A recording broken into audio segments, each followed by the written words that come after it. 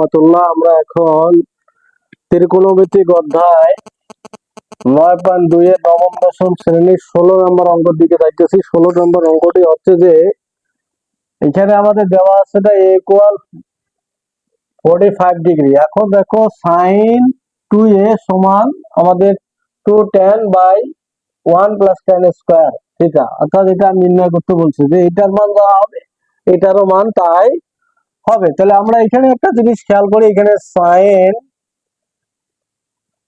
sin 2 এর মান হচ্ছে কত 45 ডিগ্রি। আমরা 45 ডিগ্রি দিলাম, তাহলে এখানে sin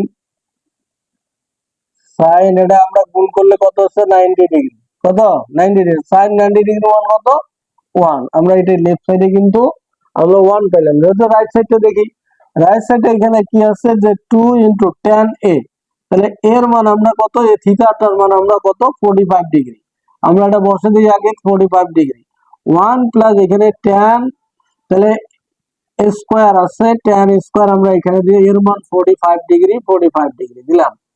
এখন একটা জিনিস মাথায় রাখি যে আমরা এখানে কি পাইতেছি, এখানে 2 tan 45 ডিগ্রি মান হচ্ছে কি 1 1, tan 45 ডিগ্রি মান কি 1, তাহলে এখানে 1 প্লাস tan 45 ডিগ্রি মান 1, তার উপর যে স্কয়ারটা আছে আমাদের স্কয়ারটা দিয়ে দিতে হবে।